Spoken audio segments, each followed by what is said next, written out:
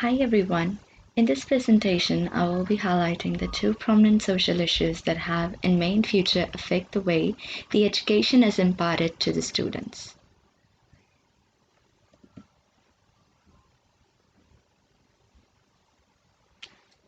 When considering the concept of social stratification, which basically means division of individuals into groups based on their position in the society, social class is one of the key concepts that has been rather indirectly dominating our community on a large scale.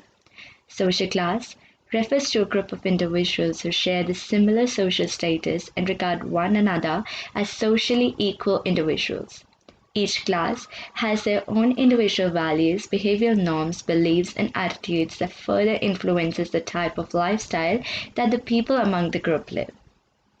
According to Karl Marx, there are two subsets in the society, a working class and a capitalist class. With his theory of alienation, he explained that because the workers do not have the authority of the produce they generate and the capitalist group tries to gain the maximum value out of the working labor. Max Weber, on the other hand, advised that there are more than two social groups, which are a proprietariat upper class, upper middle class, lower middle class, and the working class. He also believes that alone wealth is not what defines the social class groups, but also the status and the political power.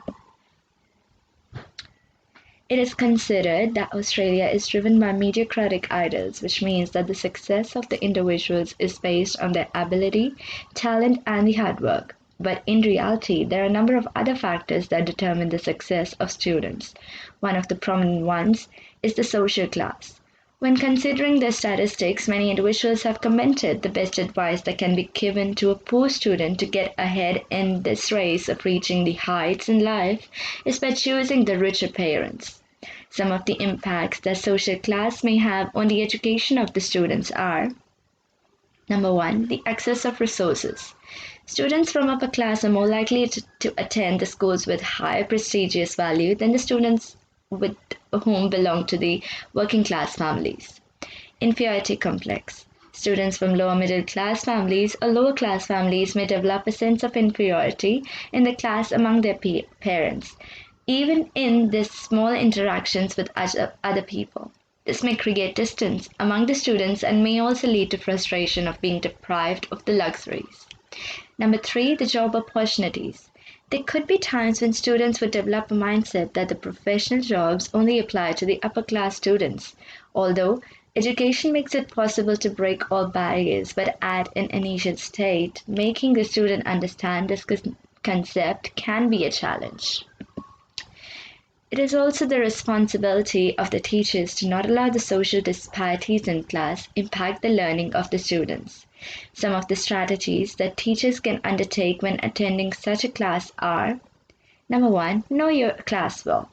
This is really important when it comes to designing the lesson plan for the class. The resources could be distributed then accordingly, and teachers would know if there are any alternatives that she would need to arrange. Being creative. Limited resources can be a hurdle if the teachers and the administrative staff is not trained to think outside the box. It is essential to plan the alternatives so that the students don't feel excluded from the rest of the class when the tasks are assigned to them. Inclusiveness. Students should not feel that they are not involved due to their social background. Class activities should be designed that are more welcoming and gives voice to the opinion of each one of the students. Educating them about the job opportunities. Encouraging students about the wide range of options that are available to them with the help of education is one of the important tasks of the teacher. This will help them to explore different professional and unprofessional roles and finally make decisions on the basis of the best option available to them. The other important issue that impacts the provision of education in school is the bullying of ethnic minorities. It can be fairly claimed that except for the indigenous people, all the Australians can be denoted as migrants. People from all across the globe have been welcomed to form a nation with different cultures, languages, beliefs, customs, and rituals. Australia has also provided a refuge for those escaping persecution, the most vulnerable group of the society. According to the 2016 census, 49% of the population of Australia is denoted to be either first or second generation Australians. According to the statistics, majority of the immigrants are British, comprising of 67.4% of the population. The minority groups include that of Indians, Greek, Dutch, and other European and Asian countries.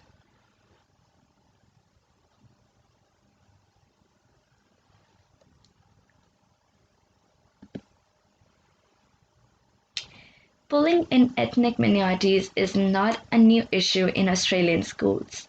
It has been forever there since a decade or two after the Second World War, when the young immigrants had to bear the taunts, accusations, and blames of wrongdoing to which they were never involved. Schools and teachers were also not prepared at the earliest stages about the bullying cases that they would be introduced to. For example, the case in 1980s where dispute occurred between Greek and Vietnamese young students in Sydney's Mackerville and Bankstown schools.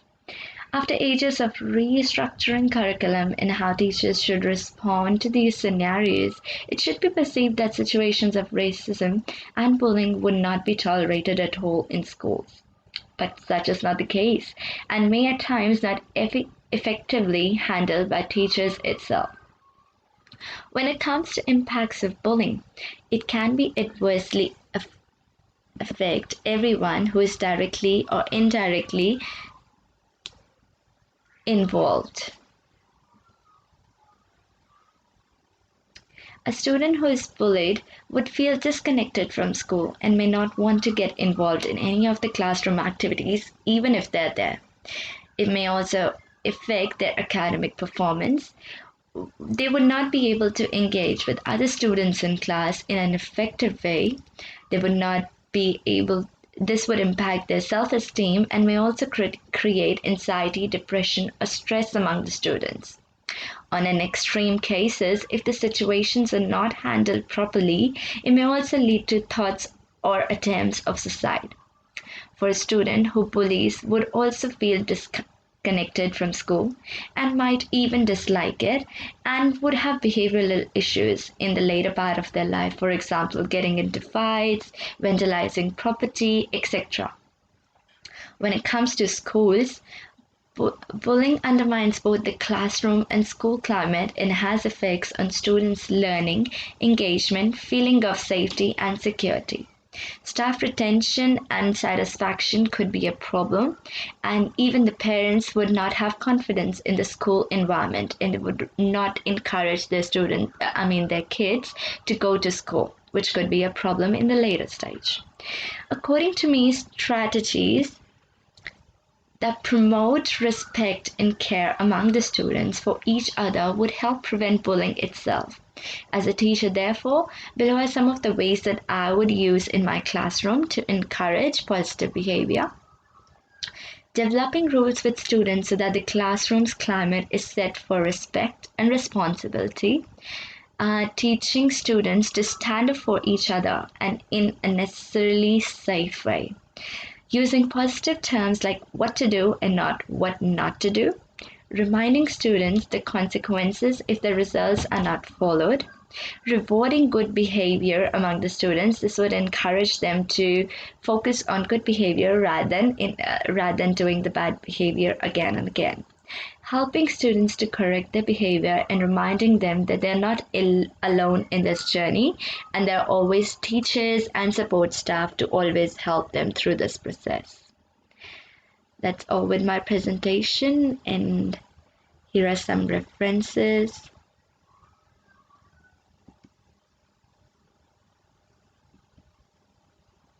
That's all. Thank you.